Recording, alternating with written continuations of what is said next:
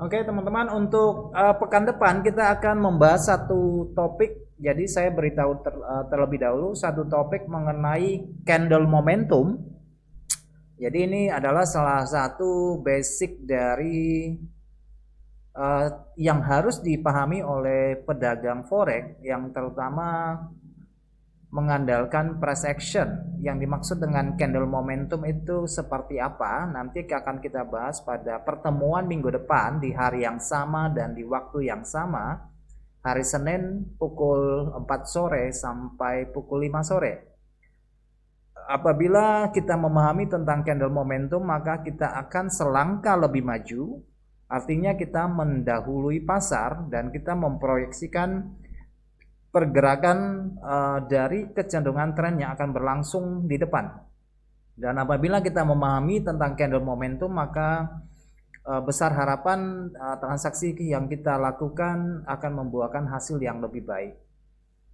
Oke, itu aja informasinya untuk minggu depan. Bersama saya Adi Pangestu, analis dari Hot Forex Indonesia, kembali menyampaikan bahwa trading forex maupun sejenisnya adalah perdagangan yang memiliki tingkat risiko yang sangat tinggi. Jadi sebelum melakukan transaksi, harap untuk mempertimbangkan tingkat risiko yang siap ditanggung masing-masing. Setidaknya jangan sampai meresikokan lebih dari 3% di dalam per satu kali transaksi, dan disesuaikan dengan gaya dan transaksi teman-teman sekalian. Apakah Anda sebagai seorang scalper atau sebagai swing atau maupun yang long term, untuk tetap memperhitungkan tingkat risiko yang sanggup diterima ya. Baik teman-teman, ini adalah tampilan dari om saya, The Elder, Alexander Elder. Dia adalah seorang psikiater dan seorang profesor di Universitas Columbia. Beliau ini lahirnya di Leningrad ya. Jadi sekarang berada di Saint Petersburg. Dalam bukunya yang berjudul Trading for a Living, meskipun sekarang ada yang baru ya, Trading for a New Living yang baru, tapi ya kurang lebih materinya kurang lebih sama. Jadi kali ini saya akan membahas, mengambil intisarinya buat teman-teman ketahui, barangkali di dalam transaksi nanti teman-teman bisa mengadopsi pandangan beliau untuk mendapatkan sistem transaksi yang jauh lebih baik. Oke, kalau ini tidak sesuai dengan sistem trading yang teman-teman jalankan selama ini juga bisa dijadikan bahan pertimbangan sebagai referensi untuk melihat lebih jauh. Mungkin bisa dimix dengan strategi teman-teman sehingga menghasilkan satu sistem transaksi yang baru yang tentunya jauh lebih baik ya. Oke, investasi dan spekulasi adalah permainan yang berisiko seperti teman-teman ketahui. Jadi tetapi ya sangat menggiurkan ya, sangat menguntungkan. Kita bisa memiliki penghasilan dan dapat menjadikan kita lebih sejahtera tentunya jika dilakukan dengan benar. Tetapi apabila kita tidak melakukannya dengan baik, ya tentu akan berimbas hal yang buruk di dalam transaksi kita ya. Nah, sekarang apa yang dimaksud dengan sistem perdagangan triple screen? Oke, apa itu sistem perdagangan triple screen? Seperti yang saya katakan, dari judulnya saja ya, triple screen artinya ya 3 layar. Oke, jadi ini adalah sistem perdagangan 3 layar yang bekerja dengan 3 komposisi diagnosa atau analisa pada satu aset yang sama. Jadi triple screen ini untuk satu aset yang sama ya. Hanya yang membedakannya yaitu periode waktu atau time frame yang kita gunakan. Jadi kenapa mesti menggunakan 3 layar? Jadi tujuannya adalah untuk mencari titik pembalikan atau reversal jangka pendek pada tren jangka panjang yang akan berakhir. sehingga kita bisa membuka posisi ke arah pergerakan dominan pada waktu yang tepat. Artinya begini, kenapa kita menggunakan 3 screen, yaitu supaya kita mendapatkan tren utamanya, kemudian kita melihat layar selanjutnya untuk substitusi, dan pada layar yang terakhir adalah point entry kita. Oke. Nah, jadi sistem ini berdasarkan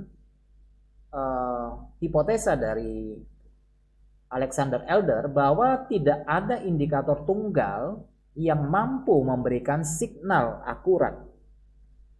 Oke, jadi tidak ada indikator tunggal yang mampu memberikan signal yang akurat atau rencana penempatan posisi yang dapat diandalkan.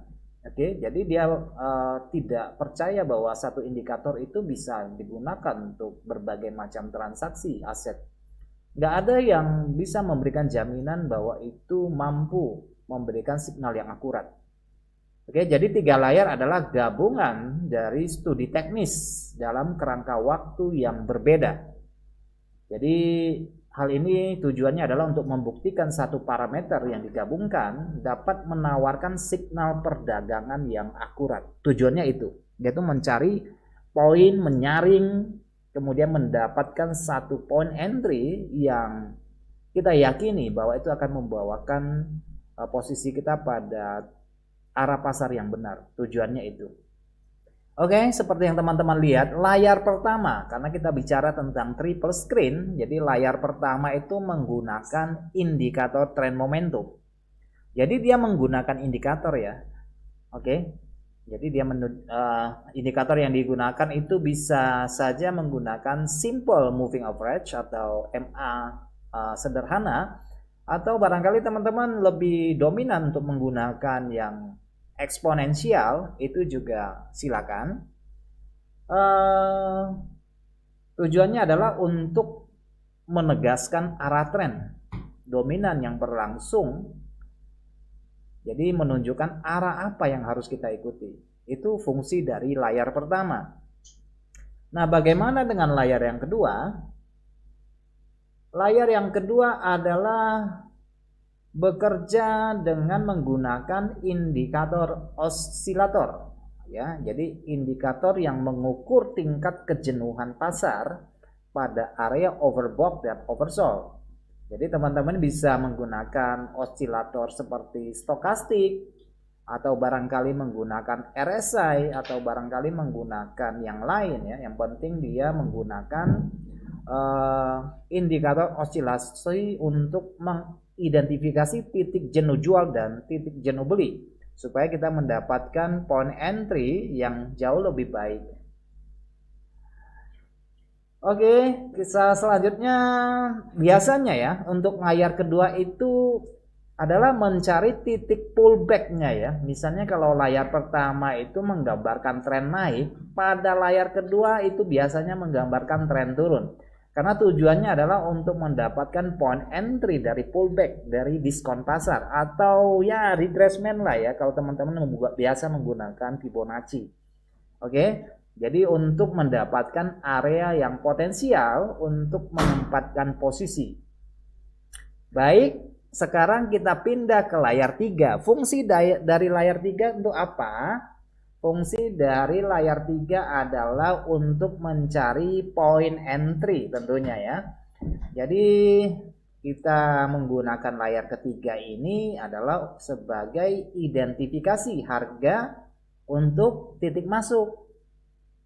Nah, dalam sistem aslinya ia bekerja pada harga posisi terendah dan tertinggi yang berfungsi sebagai support dan resisten.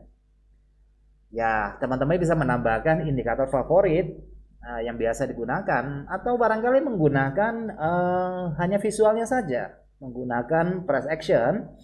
Tapi yang jelas apapun yang kita gunakan harap dipastikan bahwa kita sudah memahami fungsi dari alat bantu tersebut.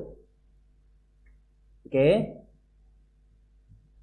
Baik, kita lanjut. Pada dasarnya dalam menggunakan sistem perdagangan 3 layar ini, Jadi kita akan melihat grafik periode waktu yang lebih besar untuk menentukan arah dan grafik periode waktu yang lebih kecil untuk titik masuknya. Nah, setelah membuka posisi perdagangan, diharapkan ya harga akan bergerak sesuai dengan tren dominan yang kita sudah identifikasi. Nah, sekarang kita melihat bagaimana sistem perdagangan dari tiga layar ini bekerja. Oke, nah teman-teman, sistem dari Alexander Elder ini dapat bekerja dengan lebih baik untuk trader jangka panjang maupun jangka pendek. Jadi nanti disesuaikan saja dengan karakter teman-teman dalam mengeksekusi posisi. Tujuannya untuk jangka panjang, kepentingannya untuk jangka pendek, atau hanya buat jangka intraday barangkali ya. Nah, kita bisa menggunakan kerangka waktu dan indikator apa yang akan kita gunakan. Jadi kerangka waktu terbesar akan menjadi layar pertama kita. Nah, teman-teman bisa melihat diagram yang saya sajikan di dalam template ini. Nah, misalnya untuk long term kita bisa menggunakan untuk layar pertamanya menggunakan periode waktu mingguan atau weekly. Kemudian untuk layar kedua untuk perantaranya adalah time frame daily dan menggunakan 4 jam untuk eksekusi pasar, masuk pasar maksudnya ya. Nah, sedangkan untuk diagram yang kedua ini dikhususkan untuk yang ya sedang-sedang saja lah ya, mid term ya, middle term. Jadi kita bisa menggunakan grafik harian, kemudian untuk grafik tengahnya menggunakan 4 jam, dan untuk eksekusi pasar menggunakan 1 jam. Oke, itu nanti disesuaikan ya pilihan masing-masing. Cocoknya saya ini pribadinya lebih sabar, berarti saya akan menggunakan long term nih misalnya. Yang rada-rada pengen cepat ya bisa menggunakan mid term, atau barangkali yang untuk intraday. Oke, yang untuk intraday ya teman-teman bisa gunakan yang kerangka waktu yang jauh lebih kecil, yaitu 4 jam, 1 jam, dan untuk point entry-nya di 15 menit. Nah, dari tiga kepentingan dalam transaksi, teman-teman bisa tentukan deh yang mana cocok ya buat saya ya. Apakah saya tipenya untuk trading harian, berarti bisa memilih untuk yang short term. Atau yang untuk mingguan, teman-teman suka swing misalnya ya bisa menggunakan mid term. Dan yang tidak terlalu punya waktu untuk memantau monitor, atau untuk yang hanya di luar dari jam pekerjaannya yang bisa melihat monitor, ya alangkah baiknya juga menggunakan yang long term, jadi jangka panjang ya, jangka panjang. Oke, baik teman-teman, jika teman-teman sebagai trader jangka panjang, maka ya layar pertama akan menjadi tren jangka panjangnya. Jadi kita bisa menggunakan weekly, daily, dan 4 jam ya. Jadi sudah sangat gamblang ya saya buatkan diagramnya untuk jadikan pilihan masing-masing di dalam melakukan eksekusi pasar. Jadi fungsi dari layar pertama adalah untuk apa ya? Untuk mengkonfirmasi arah tren besarnya. Jadi yang kedua menunjukkan situasi dan kondisi pasangan mata uang terkini, dan yang ketiga adalah untuk poin masuk. Oke, jadi jelas ya. Nah, sekarang kita masuk ke dalam strateginya. Oke, ke dalam strateginya. Nah, ini adalah layar pertama. Jadi di sini saya mengambil contoh ya. Saya mengambil contoh dari pasangan mata uang dari Euro USD sebagai contohnya. Jadi dari layar ini adalah time frame besar ya yang saya gunakan, yaitu time frame weekly. Oke, dari time frame weekly untuk mengidentifikasi tren dominan dari Euro USD dan memutuskan kemana ya arah perdagangan kita. Oke, teman-teman bisa melihat yang saya tampilkan di sini. Jadi apa namanya? Kita di sini ada tambahan alat bantu yaitu berupa moving average. Yang saya gunakan adalah moving average 13 minggu ya. Karena ini weekly ya, jadi 13 minggu. Kemudian ada tambahan moving average, konvergensi dan divergensi pada indikator window-nya ya dalam setelan default-nya 12, 26 dan 9. Oke. Jadi seperti yang teman-teman lihat, langkah selanjutnya adalah dalam mengidentifikasi tren, kita adalah melihat pergerakan dari harga dulu. Ini kondisinya berada di mana? Kondisinya berada di bawah rata-rata pergerakan atau di atas rata-rata pergerakan. Nah, dari tampilan template ini kita bisa mengatakan setuju harga bergerak di bawah MA eksponensial 13 minggu. Terus lantas MACD-nya bagaimana? Dari MACD yang bisa kita lihat, perpotongan sinyal dari MACD sudah berlangsung 2 kali. Oke, berlangsung 2 kali. Jadi pertama yang di sini, oke, di sini sekali, di sini 2 kali. Sedangkan kalau kita perhatikan dari OSMA-nya, OSMA ini adalah MACD klasik ya. Saya menggunakan MACD klasik, jadi bukan bawaan default dari MetaTrader 4 ya. Ini adalah MACD klasik, jadi penggabungan dari OSMA di dalamnya untuk menunjukkan akselerasi harga yang lebih dominan. Oke, nah teman-teman bisa melihat ini rata-rata harga bergerak di bawah moving average periode 13 eksponensial. Kemudian teman-teman bisa mengecek juga bahwa kondisi dari OSMA berada di bawah garis 0. Oke, di bawah garis 0. Jadi ini mengkonfirmasi bahwa tren dari euro untuk saat ini adalah tren turun. Tren dari euro saat ini adalah tren turun. Nah, ini teman-teman hanya sebuah template ya. Nanti sesudah saya jelaskan dari template PowerPoint ini, nanti kita masuk ke MetaTrader untuk melihat lebih jelas konkretnya bagaimana. Oke, jadi saya jelaskan dulu teorinya, nanti kita masuk ke dalam MetaTrader-nya. Nah, kemudian kita lihat pergerakan dari MACD itu harus di bawah titik 0 untuk mengkonfirmasi dan memvalidasi tren dan kecenderungan dari aset Euro USD ke arah selatan. Nah, sekarang kita lihat layar yang kedua. Layar yang kedua adalah time frame daily dari Euro USD. Nah, di sini sedikit berbeda. Kita tidak menggunakan MACD di sini. Jadi kita menggunakan stokastik seperti yang kita lihat yang pertama ya. Jadi setelah tren teridentifikasi pada layar pertama, kemudian kita beralih ke layar yang kedua. Nah, grafik ini akan membantu kita untuk mengidentifikasi situasi jangka pendek dan mengetahui kapan tren dominan siap untuk melanjutkan pergerakannya setelah ada jeda. Oke.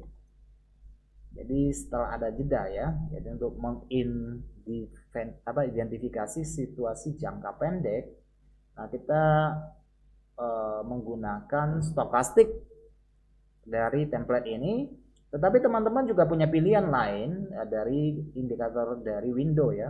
Yang penting oscilasi lah yang kita gunakan. Oke. Oke, jadi setelah mengidentifikasi pembalikan jangka pendek yang habis atau telah selesai, ini akan menjadi gerakan korektif ya dari tren jangka panjang. atau tren yang lebih kecil yang berlawanan dengan arah yang dominan. Jadi kalau layar pertama itu turun, semestinya layar yang kedua ini mesti dalam kondisi koreksi naik. Oke ya, jadi ini terjadi retracement atau pullback ya, atau bouncing dari tren utamanya. Nah, ini merupakan gelombang korektif. Fungsinya nanti adalah untuk mendapatkan diskon harga supaya jauh lebih murah ketika kita masuk pasar, dan osilator akan membantu kita untuk melihat kondisi terkini. Oke, jadi kita akan menggunakan stokastik osilator dari MetaTrader 4. Jadi setelannya saya menggunakan default saja tanpa ada perubahan. Jadi tetap bawaan 533. Dan teman-teman kalau tidak terlalu friendly dengan stokastik, lebih cocoknya lebih ke RSI atau Relative Strength Index, atau barangkali punya pilihan lain seperti William Percent, ya it's okay ya, nggak masalah. Yang penting favoritnya mana aja deh. Oke. Nah, pada poin ini langkah selanjutnya adalah mengidentifikasi jeda. Signal ini akan muncul ketika stokastik meninggalkan area overbought dan oversold ya, dan kembali ke nilai yang lebih median di tengah kisarannya. Oke, nanti akan tergambar nanti daerah overbought dan oversold-nya ya. Seperti teman-teman bisa cek di sini, terjadi perpotongan pada area overbought atau jenuh beli. Itu yang pertama. Kemudian selanjutnya muncul lagi terjadi crossingan dari garis stokastik pada area jenuh beli di situ.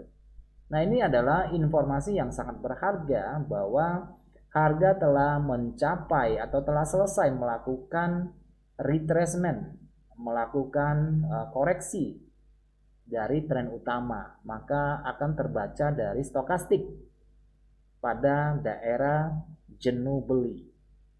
Oke, ini adalah layar yang kedua. Nah, saat membaca stokastik kita mengikuti garis K-nya ya dan garis D-nya. Jadi dua garis yang kita perhatikan. Perhatikan bahwa garis K ini lebih cepat dari garis D. Jadi kita bisa mengidentifikasi kapan garis lambatnya ya. Garis D-nya bergerak ke area overbought di kisaran skala 80 biasanya, dan untuk oversold ini di skala pada garis 20. Jadi jenuh belinya di sekitar 80 bisa lewat sedikit, dan jenuh jualnya di bawah garis 20. Itu pada umumnya ya setelan dari ini.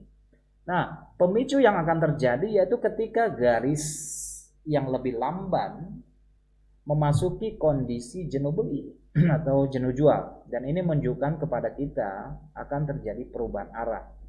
Jadi konfirmasinya yaitu ketika terjadi perpotongan dari kedua garis ini, jadi garis D dan garis K-nya ya. Dan yang terakhir kita akan melakukan dalam konteks contoh yang saya sampaikan ini adalah konteks tren turun dari layar pertama, maka setiap perpotongan pada area jenuh beli, maka itulah kondisi overbought, dan kita akan bersiap untuk mendapatkan posisi atau memutuskan untuk masuk ke pasar. Jadi kita memiliki tren dominan yang sudah teridentifikasi dari tren besarnya tren turun, kemudian koreksi telah selesai pada layar yang kedua, dan tiba waktunya untuk menentukan titik masuk yang tepat, maka kita akan pindah ke layar yang ketiga. Oke. Layar yang ketiga tampilannya seperti ini. Jadi saya hanya menggunakan parabolic SAR ya, karena hanya untuk titik entry. Namun teman-teman bisa juga menggunakan alat indikator yang lain untuk menentukan titik entry-nya ya. Jadi dalam contoh ini saya hanya menggunakan indikator sederhana, yaitu indikator parabolic SAR. Tetapi kalau misalnya teman-teman lebih menyukai indikator yang lain, misalnya indikator bull dan bear atau yang lain untuk atau seperti Fos Index atau yang lain itu silakan saja ya, nggak jadi masalah. Yang penting tren pertamanya sudah teridentifikasi, area pullbacknya sudah juga teridentifikasi dengan baik, sudah digambarkan dengan stokastik, sudah memasuki area jenuh beli, dan kita tinggal mengeksekusi saja pada tampilan dari layar yang ketiga, yaitu di time frame 4 jam. Oke, di time frame 4 jam. Nah, setelah di layar ketiga ini idealnya adalah kita harus mencari penembusan ke arah yang dominan. Artinya untuk layar yang ketiga ini harga sudah mengikuti arah dari layar pertama, yaitu tren turunnya ya. Sudah mengikuti. Nah, kalau berdasarkan dari sistem aslinya ya, dari sistem aslinya pada umumnya mereka menggunakan buy stop sih, buy stop dan sell stop ya. Menggunakan buy stop dan sell stop. Jadi ya menurut saya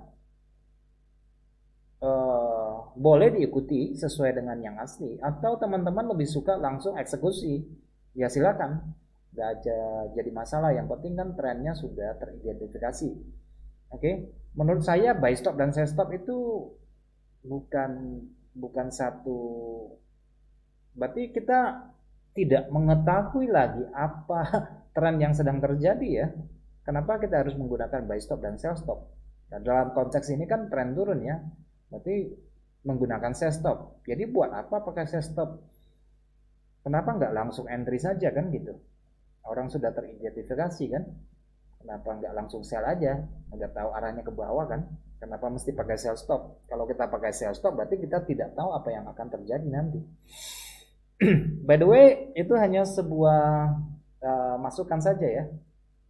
Nah, bisa disesuaikan dengan apa ya? Dengan gaya trading teman-teman sekalian deh. Cuma kalau sudah teridentifikasi ya langsung eksekusi, nggak usah nunggu apa lagi. Yang penting terukur aja apa resikonya ya. Itu aja sih. Nah, dalam contoh ini yang saya berikan, ini saya menggunakan parabolic chart. Nah, kalau teman-teman menggunakan visual saja dari fungsi dari parabolic chart ini adalah indikator tren tentunya. Nah, ketika terjadi korektif pada layar yang kedua dan yang kita saksikan pada layar ketiga ini, indikator parabolik berada pada bagian bawah dari pergerakan harga. Ini menandakan tren naik mikronya ya, tren naik time frame kecilnya ya. Nah, salah satu dari cara membaca parabolic chart adalah kita memperhatikan selisih antara dotnya ya. Kalau semakin lebar dotnya itu menandakan trennya semakin kuat. Nah, tetapi dotnya ketika bertemu dengan candle, hati-hati ya. Titik-titik dari parabolic chart ketika dia sudah bertemu dengan candle seperti contoh di sini, maka itu adalah cikal bakal dari kemungkinan pembalikan tren dari tren kecil ini. Oke, dari tren kecil ini dia sudah bertemu dengan harga ini yang naik sudah kehilangan momentum, kemudian muncul candle turun dan bertemu dengan parabolic chart. Hati-hati, ini sudah menandakan kejenuhan pada time frame ini. Nah, seperti yang kita lihat ternyata sudah bertemu harga retrace lagi dengan pola yang persis sama pada time frame daily-nya ya. Ini terjadi pada time frame kecil. Kemudian harga breakdown ya. Teman-teman bisa breakdown. Nah, inilah saatnya untuk mendapatkan point entry yang memiliki tingkat resiko yang lebih rendah. Oke, jadi kita sudah memfilter dari layar pertama, memfilter layar yang kedua, dan saatnya bagi kita untuk masuk posisi ya. Nah, jadi apakah ini sama dengan multiple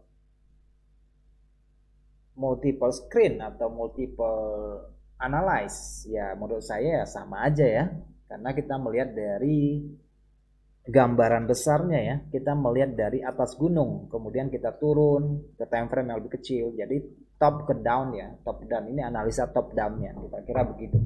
Dan itu sangat bagus menurut saya supaya kita tidak kehilangan arah yang benar. Jadi ini dirunut secara hierarkinya dari time frame besar, arah tren yang benar, kemudian masa transisi pada time frame yang kedua, dan titik point entry sesudah tersaring semuanya, dan disitulah kita masuk posisi. Oke, jadi sangat simpel sekali, hanya 3 tahap yang perlu kita perhatikan. Yang pertama, menggunakan indikator MA13 dengan menggunakan MACD. Sesudah trennya terdeteksi, teridentifikasi, kita masuk ke time frame kedua, kita menggunakan stokastik untuk menunjukkan kejenuhan dari tren korektifnya.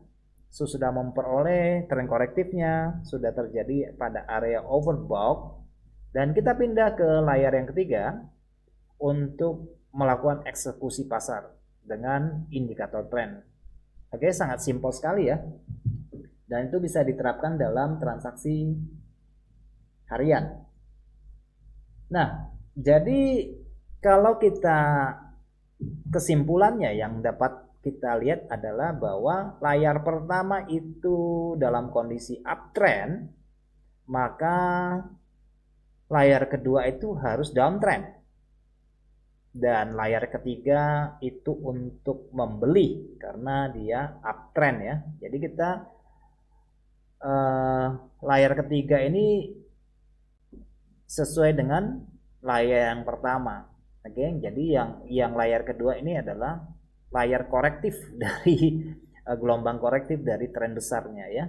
Jadi kalau kondisinya first screen-nya itu uptrend, second screen-nya itu uptrend, maka kita belum melakukan entry. Oke, belum melakukan entry. Sebaliknya kalau layar pertama downtrend seperti yang kita tunjukkan dalam contoh Euro USD, maka layar kedua harus uptrend. Oke, sesudah sampai daerah jenuh, maka layar ketiga melakukan eksekusi sell sesuai dengan tren utamanya. Tapi kalau layar pertama dan layar kedua sama-sama downtrend, maka kita tidak melakukan transaksi. Oke, jadi ini juga bisa membatasi, memberikan satu sistem untuk tidak melakukan transaksi, karena tidak melakukan transaksi itu juga baik supaya kita bisa tidak terlalu overtrade dalam melakukan perdagangan. Oke teman-teman, itu dari intisari dari materi yang akan yang sudah saya sampaikan. Jadi sangat simpel sekali. Dan sekarang kita ke MetaTrader ya, kita ke MetaTrader. Oke. Dari teman-teman ada saran nggak nih untuk melihat mata uang yang akan kita bahas pada sore ini?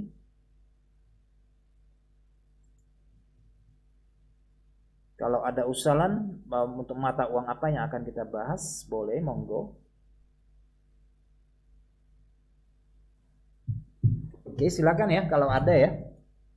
Yang mau kita bahas pada saat ini.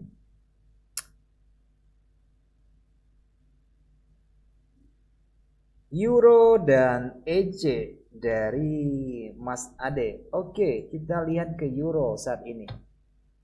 Nah, untuk Euro kita menggunakan daily aja ya, untuk yang kecil aja ya, kita gunakan daily. Ini adalah daily. Kalau berdasarkan si eldernya nanti, oke, kita pakai MA13. Saya mengambil midtermnya ya. Saya menggunakan midtermnya untuk melihat kondisi saat ini. Jadi saya tidak menggunakan weekly ya. Jadi untuk midtermnya aja. Jadi moving average 13.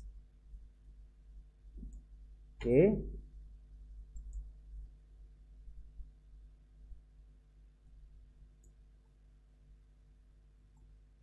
Oke, nah ini adalah tampilan dari Euro USD daily. Teman-teman bisa melihat rata-rata harga bergerak di bawah pergerakan 13 hari dari moving average 13 ya, itu menggambarkan 13 hari, dan kondisi dari MACD-nya yang bisa kita lihat bahwa MACD-nya sekarang ini berada di bawah titik nol dan OSMA-nya, osilator moving average-nya atau histogramnya itu berada di bawah titik nol juga. Nah, ini mengidentifikasi tren turunnya tren kuat. Oke, tren turunnya tren kuat. Nah, pada umumnya untuk mengidentifikasi ini adalah kondisi tren saat ini harus wajib berada di bawah MA. Saya gambarkan seperti ini ya. Kondisinya harus di bawah MA ya. Nah, ini candlenya ini harus berada di bawah MA, itu yang pertama ya. Oke, di bawah MA. Kemudian OSMA-nya ini harus di bawah titik nol. Histogram OSMA-nya ini harus berada di bawah titik nol, kelihatan ya. Kemudian kita lihat dari signal perpotongan signal MACD-nya ini menggambarkan crossing dan juga berada di bawah titik nol. Oke, ideal. Kita sudah mendapat bahwa tren yang berlangsung saat ini adalah tren turun. Oke, dari ini ya, dari Dianoxa ini. Nah, selepas itu kita pindah ke 4 jam deh. Oke, ini kan daily ya. Ke 4 jam itu kita menggunakan osilator. Oke. Ini yang MACD di di daily-nya ya. Nah, kita akan menggunakan stochastic oscillator. Oke. Setelah default-nya ya 533, saya tidak ubah, akan terlihat seperti ini. Oke, akan terlihat seperti ini. Nah, dari MACD yang pertama kita sudah melihat bahwa ini yang sudah kita tandai MACD-nya itu sudah menggambarkan penurunan. Nah, sekarang kita akan mencari titik jenuh beli atau gelombang koreksi pada time frame 4 jam. Maka kita akan mendapati di sini area 80. Di sini ada dua kemungkinan untuk mengambil posisi, yaitu pada waktu di sini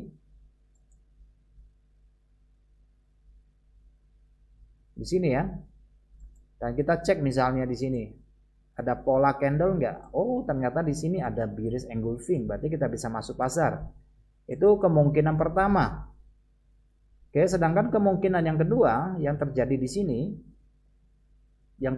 sini, kita melihat bahwa candle ini rata-rata tidak melewati tingkat resisten minornya di sini. Ini merupakan resisten minornya ya. Ini merupakan resisten minornya, kita bisa lihat di sini ya, resisten minor. Oke, ini resisten minornya ya. Harga tidak melampaui resisten minor pada kesempatan yang kedua. Dan rata-rata harga yang ditunjukkan oleh performa dari candle ini membentuk candle konsolidasi yang bisa kita nangkap di sini. Oke, kemudian muncul satu candle arah di sini seperti kelihatannya, dan harga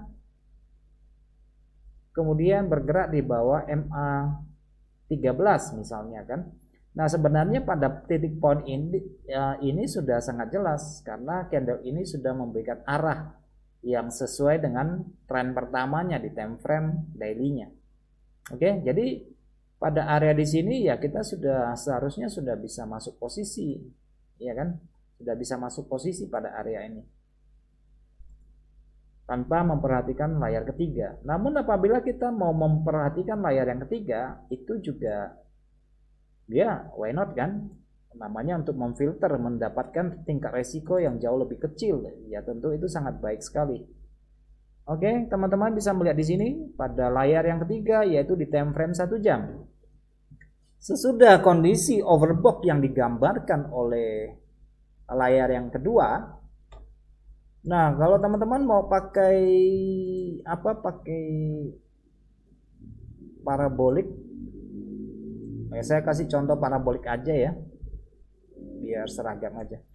Nah, dari parabolik yang teman-teman lihat di sini, kelihatan jelas bahwa harga ini menyentuh parabolik naik di sini ya. Menyentuh parabolik naik di sini itu hati-hati akan terjadi reversal. Oke, artinya tandanya pembalikan itu mungkin sudah dekat. Kemudian pada bagian atas muncul parabolik SAR, yaitu parabolik SAR birisnya. Oke, nah ini adalah tanda-tanda pembalikan reversal atau titik point entry yang dominan pada time frame kecil, time frame 1 jam berdasarkan time frame yang searah dari tren yang ditunjukkan dari time frame besar yang layar pertama ya, kembali turun. Oke, jadi kita bisa langsung melakukan eksekusi sebenarnya pada area ini. Tetapi kalau teman-teman menunggu lagi konfirmasi untuk lebih jelas ada candle arah lagi, oh itu jauh lebih baik. Oke. Intinya apa yang terjadi pada time frame besar, misalnya kalau time frame besarnya membentuk pola seperti ini, pola turunnya, ini time frame 2-nya semestinya terjadi koreksi seperti ini. Oke. Jadi kita bisa melakukan entry yang kedua pada area di sini. Oke, kelihatan ya. Ini pola korektifnya juga. Kalau teman-teman misalnya mau mengambil menggunakan Fibonacci ya silakan saja. Tinggal tarik aja untuk mengambil diskon harganya di sekitar entry-nya 50% atau 61% kalau dia sampai. Jadi kita sudah memfilter tren dari time frame daily 4 jam dan 1 jam. Hanya simple sekali. Oke. Atau teman-teman bisa menampilkan aset ini dalam rupa 3 layar, itu juga oke ya, nggak jadi masalah ya. Misalnya kalau mau tampilkan layar seperti ini, ambil time frame saya cuma menjelaskan satu persatu supaya materinya bisa diadopsi dengan baik. Oke, tampilan layar seperti ini juga oke kelihatannya. Oke, jadi teman-teman ini bisa menggunakan time frame daily untuk intraday trade ya. Time frame daily kita gunakan MACD. Oke, MACD. Oke, MACD. Jadi menggunakan daily ya. Yang terjadi saat ini misalnya ya. Yang terjadi saat ini misalnya kalau dari time frame besarnya, katakanlah daily yang kita gunakan di sini terjadi breakout ke bawah. Kondisi harga berada di bawah MA. Oke, ini tren turun. Sekarang kita pindah ke layar kedua di 4 jam. Di 4 jam ini kita gunakan stokastik. Kita gunakan stokastik nih.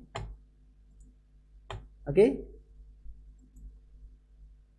Kita gunakan stokastik, time frame-nya sama seperti ini kondisinya. Oke, stokastik. Oke, jadi kita di 4 jam menunggu area jenuh. Harga kelihatannya sudah mulai masuk pada area jenuh tetapi belum terjadi pembalikan ya. Sudah mulai masuk. Nah, sekarang kita pindah ke screen 1 jam. Jadi screen 1 jamnya ini menggunakan menggunakan parabolik SAR. Oke. Oke, ini sudah mulai nyentuh, hati-hati di sini. Harga sudah mulai menyentuh dan sini pada bagian atas sudah muncul. Sudah muncul parabolik SAR untuk ke sisi bawah. Oke, tentunya nanti teman-teman harus perhatikan tingkat support resistannya ya. Misalnya di sini kemungkinannya harga di sini kemungkinan akan terjadi pemantulan untuk saat ini karena ini belum terjadi crossingan pada stokastik antara garis D dan garis K-nya, garis cepat dan garis lambatnya. Sedangkan pada trend yang ketiga ini belum menunjukkan titik entry ya. Jadi di sini belum ada pemotongan nih. Belum ada pemotongan dan di time frame 1 jamnya ini hanya tinggal menunggu waktu ya, bisa aja nanti malam barangkali ya. Jadi ini masih kenaikan yang terjadi saat ini belum menunjukkan pola reversal dari pembalikan tren pertama karena kelihatan jelas sekali bahwa tren utamanya ini tren turun. Jadi pada tren frame yang kedua kita hanya mencari poin yang menunjukkan selesainya korektif dari gelombang kecil ini. Oke, pada yang di sini berarti kita mencari titik entry sesudah terjadi pemotongan di sini. Oke, pada di sini, nah teman-teman di sini bisa aja menggunakan indikator yang lain tanpa harus menggunakan menggunakan parabolik SAR ya. Sukanya apa? Terserah. Nah, tapi kalau misalnya lebih kecil lagi, misalnya teman-teman lebih suka menggunakan 4 jam sebagai tren utama seperti ini misalnya. Berarti ini harus menggunakan screen nomor 2 menggunakan 1 jam, maka ini harus menggunakan ya 15 menit ya. Oke, kita gunakan 15 menit. Lebih kecil lagi. Ya, ini di 15 menit. Jadi sangat-sangat simpel sekali. Kalau kita tanpa indikator pun, misalnya tanpa melihat indikator pun, oh ini di sini kelihatan jelas sekali ini merupakan daerah macet ini ya, daerah macet sekali di sini. Berarti potensi jualnya berada pada poin di sini. Oke, kira-kira begitu ya, poin entry-nya berada pada kisaran di sini. Tapi yang seperti teman-teman lihat bahwa penunjukan sell itu sudah terjadi pada time frame 1 jam tadi di sini ya. Time frame 1 jam itu sudah memasuki daerah jenuh. Berarti sebenarnya tadi kita sudah bisa melakukan entry ya di euronya di sini ya. Karena dia sudah melakukan gelombang korektifnya sudah terjadi di sini. Oke. Oke, kemudian kita misalnya melihat kepada yang lain. Misalnya tadi mintanya EC ya. EC di mana EC? Oke, kita EC di sini, EC.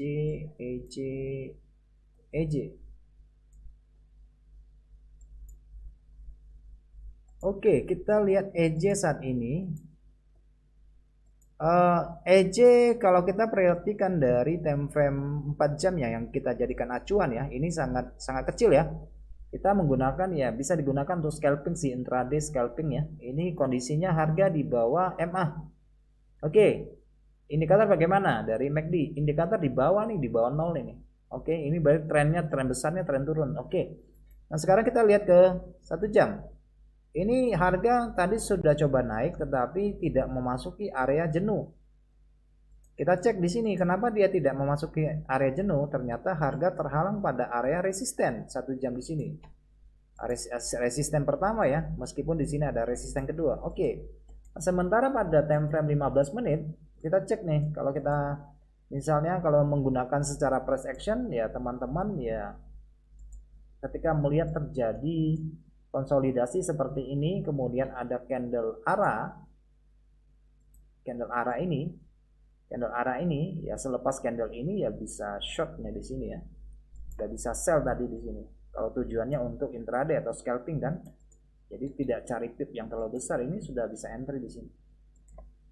Oke, terlepas dari layar yang digunakan, banyaknya layar di sini 1, 2, 3, mungkin tampilan monitor dari hanya menggunakan satu laptop itu mungkin membatasi view kita ya. Teman-teman ya bisa menggunakan lebih dari satu layar monitor barangkali ya, bisa menggunakan kalau punya settingan monitor lebih ya bisa gunakan lebih dari satu monitor. Oke. Oke, ada sorry ya, nggak kelihatan ya catnya nggak muncul ya. Waduh. Oke, sorry. Sorry. Untung saya dikasih tahu nih ya. Sorry. Oke. Kita ulangi ya. Oke, kita lihat dari EJ dulu ya. Sorry. Very sorry. Udah kelihatan belum layarnya?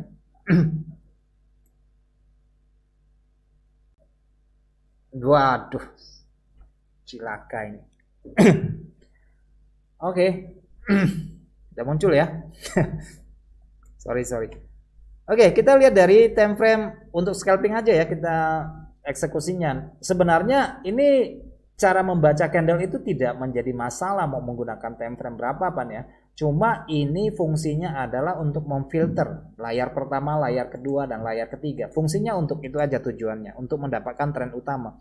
Misalnya kalau teman-teman menggunakan 4 jam sebagai tren utama, teman-teman bisa melihat di sini area support dan area resisten bisa sangat clear terlihat di sini. Ini support, support, support, resisten.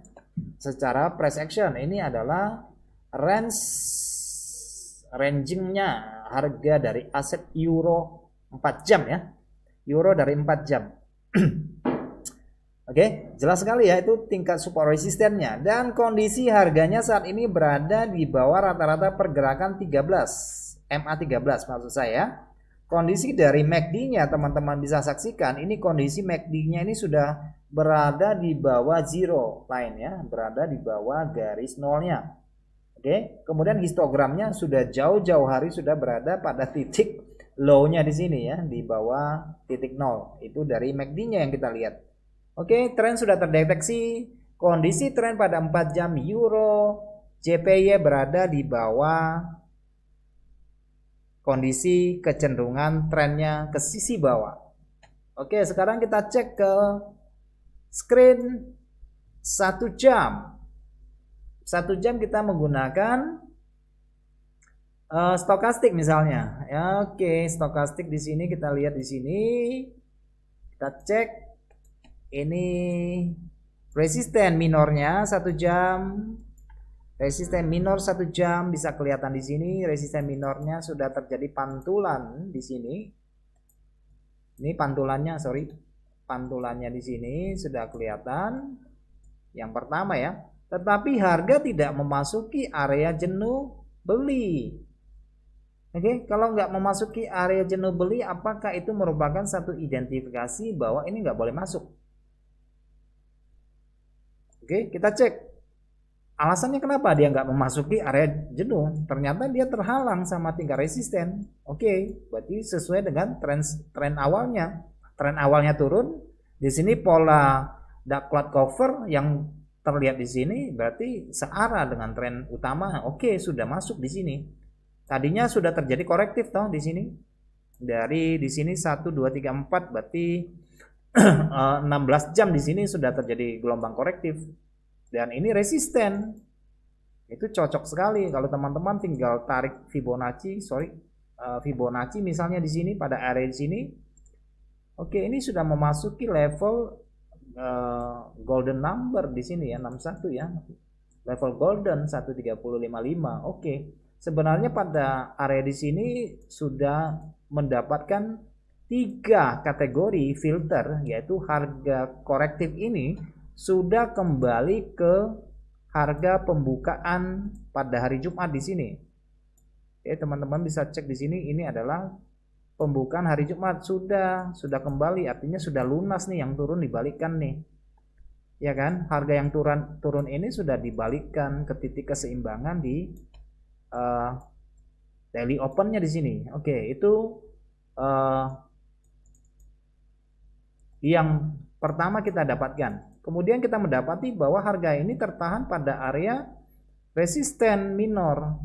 Kalau teman-teman menggunakan pivot level juga mungkin ini memasuki area pivot di sini ya, area 50% atau 61% nih. Kalau kita tarik dari Fibonacci retracement 61 nih. Kemudian kita cek nih 15 menit ada pola sell enggak nih. Oke, kita cek dari 15 menit nih, kalau kita menggunakan Fibonacci dari tarian yang sama seperti ini. Oke, kelihatan nggak polanya nih di sini, ya kan? Nah, ini pola momentum nih yang akan kita bahas pada minggu depan nih. Coba perhatikan candlenya nih, kecil membesar, ini candle momentum nih. Wah, oke. Di sini ada neckline kecil, time frame kecil, berarti cocok sekali ketika harga candle ini membawa arah, kita sudah entry di sini, retest sedikit. Atau dengan pola yang sama, teman-teman bisa ukur lagi nih, high low-nya nih, kira-kira berapa ya, berapa persen ya kita ambil posisi sell dari kedua candle ini. Wah, daerah sekitar 23 atau 38. Dan kita sudah sangat banyak menghemat resiko pada area ini dari 3 filter ini. Dan kesimpulannya ini sangat praktis sekali di dalam menggunakan sistem ini. Jadi kita secara berurutan dari besar, kecil, sedang, dan ini sangat bagus ya, menurut saya ini sangat bagus sekali. Dan untuk apa? Untuk EJ ini kelihatan di sini kan, udah breakdown di sini pada micro trend di sini. Sudah selnya kita sudah sangat betul sekali kita melakukan sell berdasarkan teori dari Alexander Elder ini. Kita sudah bisa masuk posisi ini walaupun kita tidak menggunakan indikator. Kalau teman-teman mau indikator ke sini juga oke ya. Saya hanya memandang secara price action pada time frame 15 menit. Oke. Nah, teman-teman bisa tambahkan indikator yang lain untuk mendukung keputusan yang akan diambil pada time frame kecil ini untuk point entry-nya. Oke. Oke ya.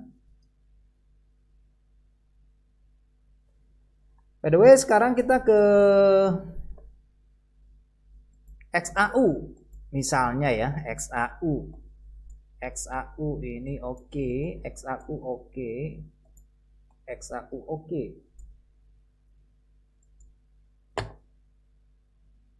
Oke, XAU untuk 4 jam ya, teman-teman bisa lihat kondisinya bagaimana. Kondisi harganya ini trennya sudah 4 jam tren naik nih.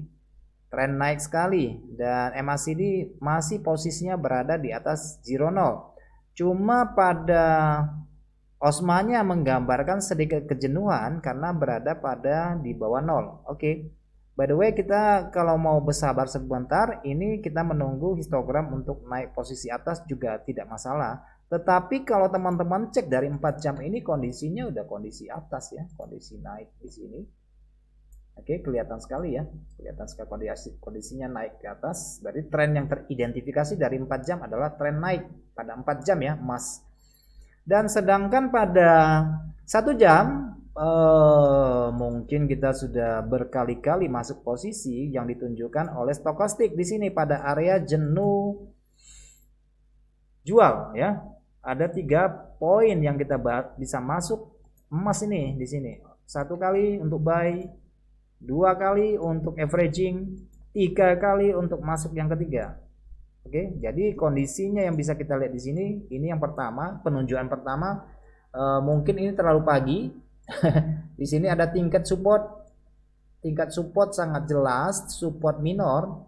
Kemudian di sini kelihatan polanya, ini adalah pola dari pola inside up, 1 candle dimakan 2 candle, sangat jelas di sini. Oke, pada 1 jam candle merah ini dimakan 2 candle, ini inside out. Diagram dari stokastik menggambarkan daerah jenuh jual. Oke. Jadi signalnya muncul di sini nih pada time frame ini. Dan tadi pagi muncul lagi nih signalnya di sini pada time frame 1 jam. Di sini ya, muncul ya. Di sini ada horsing, ada hammer, ada engulfing. Ini adalah poin untuk beli pada 1 jam. Nah, untuk mendapatkan yang termurah, posisi harga yang termurah, kalau tanpa indikator teman-teman juga bisa melakukan hal yang sama yang seperti yang saya lakukan, atau barangkali teman-teman juga mau menarik Fibonacci untuk mengambilkan retracement untuk scalping ya. Ceritanya untuk scalping nih ya, karena kita menggunakan time frame 15 menit. Oke. Nah, ini sangat jelas sekali di sini muncul pola yang kita maksud berada pada tingkat koreksi 50% di sini. Oke, muncul ya, muncul pola-pola candle. Bullish engulfing, kemudian di sini adalah true rising method yang sisinya ke bawah, harusnya sell di sini, ternyata pada tingkat support, minor support di sini muncul lagi bullish engulfing. Oke, muncul lagi bullish engulfing, kemudian di sini terjadi breakout ke atas, sisi atas, kemudian dia kasih harga diskon di sini untuk buy, muncul pola lagi bullish engulfing. Ya berkali-kali mungkin bisa entry-nya pada time frame ini kalau buat scalping ya, bolak-balik sudah masuk. Oke, bolak-balik sudah masuk untuk melakukan short pembelian posisi pendek. Sudah berkali-kali buy ya pada area sini ya. Oke, itu saja penjelasannya. Ada lagi nggak ya? Ada lagi nggak nih? Euro udah, EJ udah, GU ya barangkali GU ini belum. Ini ada yang tanya nih Mas Satrio, apakah pengaruh fundamentalnya Pak kemarin 400 pip? Ini 400 pip yang mana ya? 400 pip untuk emas ya? Ini maksudnya apa nih ya?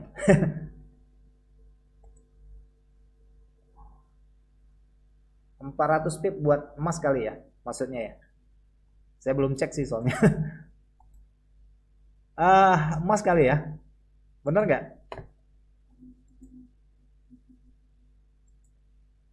400 pipnya buat mata uang atau emas? Saya minta apa? Oh, emas ya. Oke, kita lihat ke emas.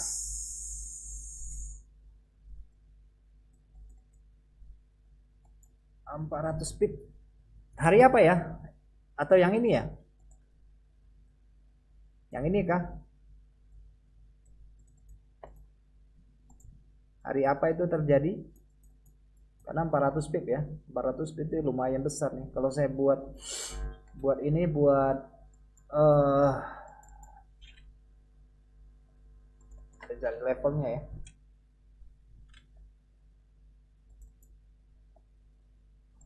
Kapan ya terjadinya 400 pip? Barangkali ini ya. Ini 447 pip ya. Oke. Baik teman-teman, kalau kita untuk ngeceknya di 400 pip mungkin yang dimaksudkan berada pada posisi di sini ya. Posisi di sini berarti tanggal 27 Oktober kah?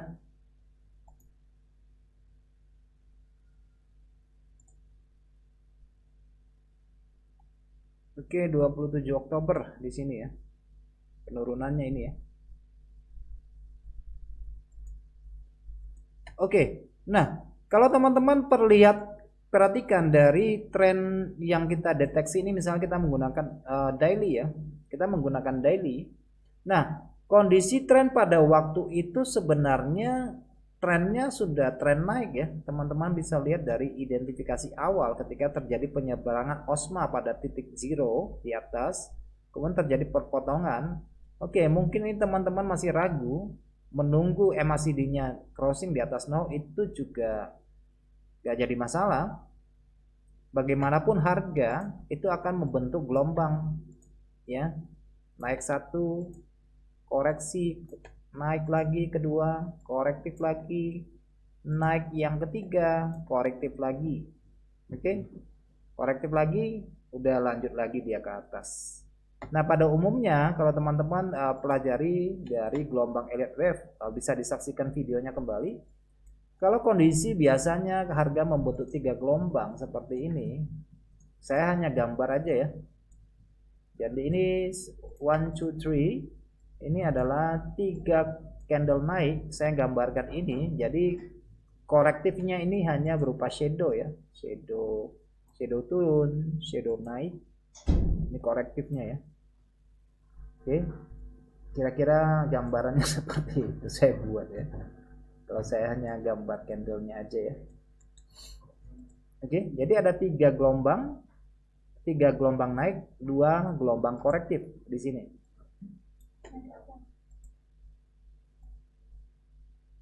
Gelombang korektifnya ya. Oke.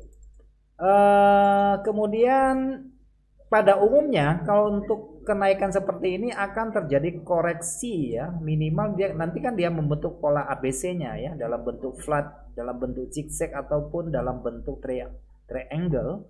Pada umumnya kalau dia biasanya dia akan tutup satu nih, akan korektif satu nih, seperti ini ya, pola ABC-nya ya, korektif satu, koreksi dulu sini. Nah, kemudian ada yang begini misalnya di sini seperti ini. Kemudian kalau dia melanjutkan penurunan, dia bisa melanjutkan yang ini untuk menutup yang ini, seperti itu.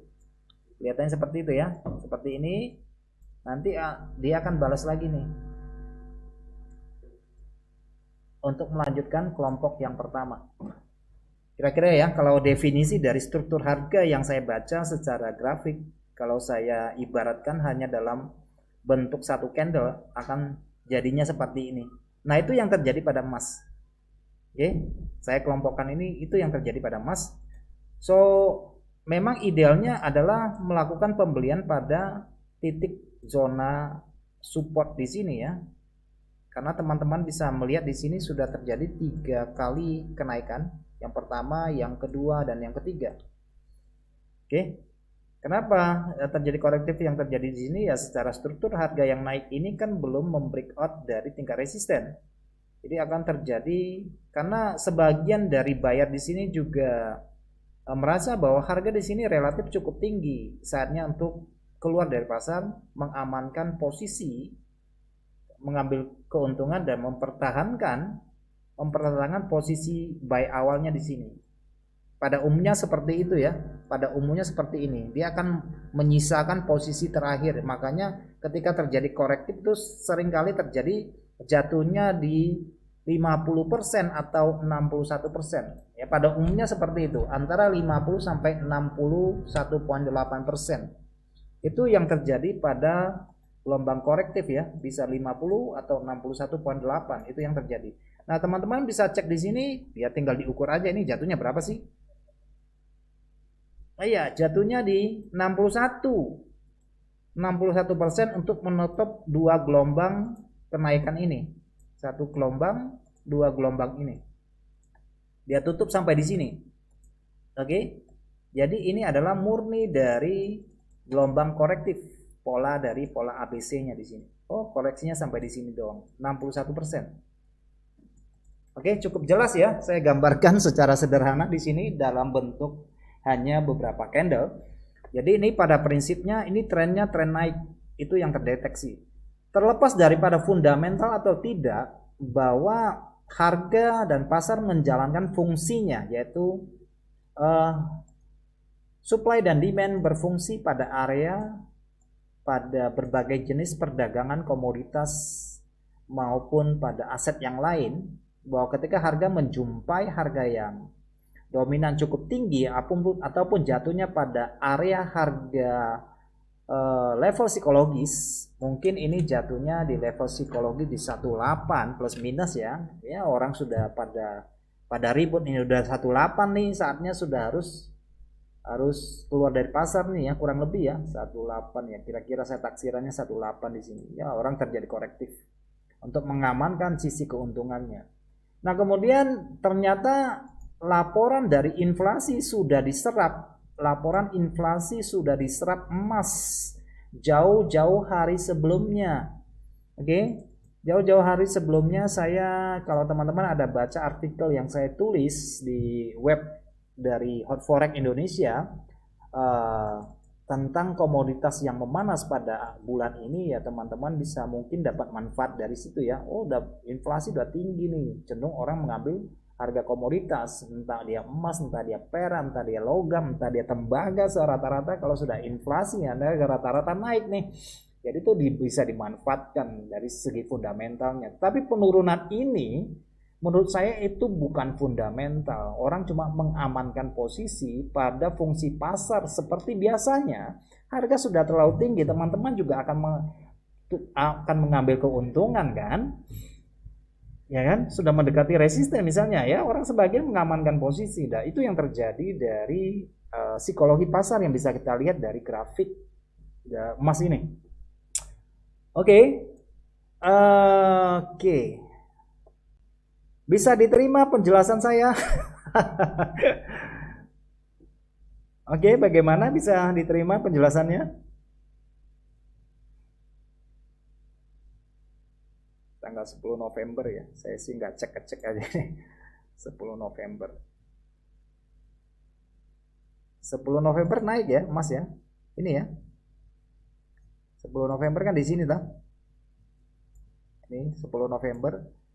Kita cek di 10 November ini naiknya luar biasa ya, 10 November di sini. Oke, 10 November. Nah, secara daily 10 November yang terbentuk ini daerah resisten ya.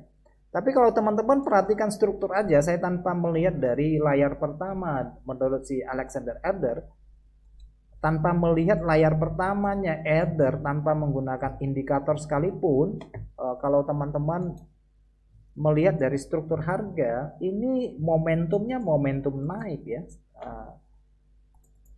Ini ya. Nah, ini sekedar satu masukan aja di luar dari konteks pelajaran yang kita bahas tadi. Teman-teman cek dari pola dua candle seperti ini, rata-rata harga itu naik. Dua candle sewarna, meskipun dia kecil ya, tidak besar, tapi dia sewarna seperti ini pada umumnya naik. Perhatikan sisinya, ini swingnya swing high, low-nya itu swing yang lebih tinggi. Konteksnya seperti ini ya. Dia sewarna, candlenya tidak besar, tapi dia naik. Selepas dua candle ini rata-rata naik. Oke, kita ambil sampel ya, Nah, kondisi ini yang terjadi ini karena rata-rata pada tingkat resisten secara teknis ini orang rata-rata akan eksekusi posisinya. Nah, dari posisi yang memanas yang seperti kita lihat dari tingkat inflasi laporan pada hari Rabu itu ini ya, laporan hari Rabu ini kan inflasi Amerika itu kan melonjak besar. Oke. Namun sebelum berita keluar itu tanggal 10 ini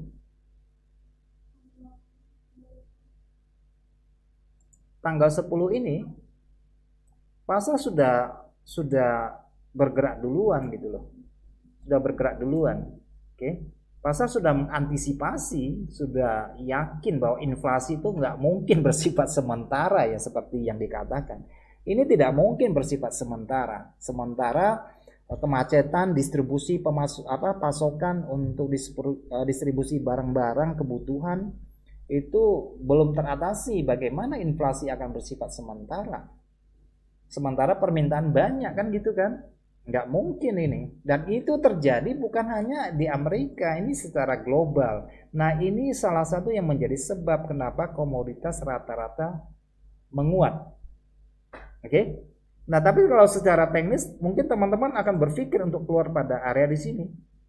Tetapi kalau misalnya kita mendapatkan kesempatan entry pada titik koreksi seperti ini, ya bisa liquid sebagian posisi untuk mengamankan posisi atau membiarkan separuhnya untuk berjalan runningnya ke atas, ya kan? Fundamental tetap menjadi pengaruh, tapi fundamental itu sudah dimulai sebelum itu menjadi pemberitaan media massa. Oke? Dan ini tetap pada konteksnya konteks naik. Oke ya, konteksnya masih konteks naik nih untuk emas. Oke ya, bisa jelas ya. Saya khawatirnya ya penjelasan saya kurang memuaskan. Sebisanya saya jawab ini. Oke, ada lagi nggak ya?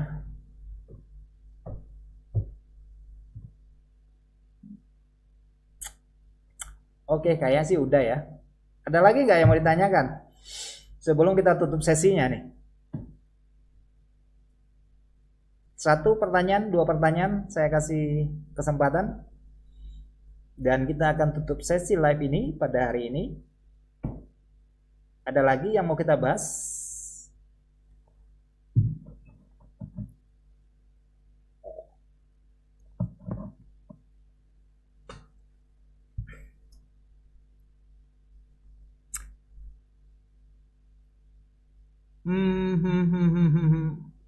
Oke, kayaknya udah ya. Oke, cukup clear ya. Oke, kalau sudah, oke. Sampai di sini pertemuan kita pada hari ini, teman-teman sekalian. Apa yang saya sampaikan semoga bermanfaat bagi teman-teman yang untuk analisa maupun untuk fundamental bisa dibaca web kita. Di sini web kita di analis.hftrade.online/id ya. Itu untuk website dari Hot Forex, teman-teman bisa lihat analisa bukan hanya dari analisa saya saja, tetapi dari analisa teman-teman yang berada di negara lain untuk daerah Asia maupun untuk Arab maupun untuk Afrika dan untuk Mediterania bisa dilihat analisanya jadi di mix di sini bisa dilihat di situ. Oke, terima kasih sudah bergabung pada hari ini. Sampai jumpa pada pertemuan minggu depan di hari yang sama, hari Senin dan waktu yang sama pukul 4 hingga pukul 5. Wassalam. Yeah.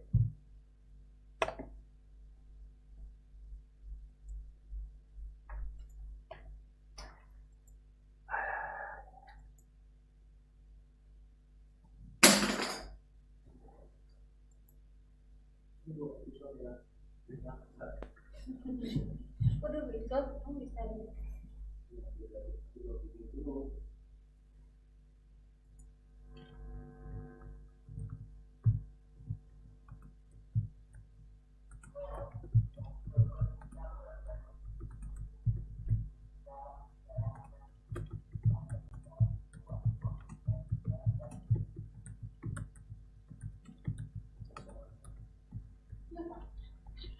Dari sini pecah suaranya. Banyak tidak pernah kau juga.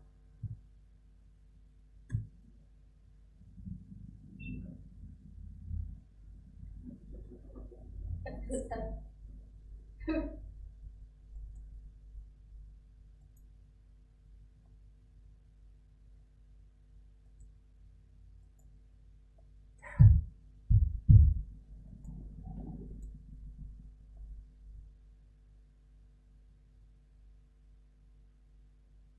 Kok ini baru aja 25 kali tayang, Man? Ini belum apa-apa sudah 25 kali tayang. Ini? Mungkin Tommy kayaknya. Tommy kan saya itu juga. Oh, Saya live juga. gitu ya.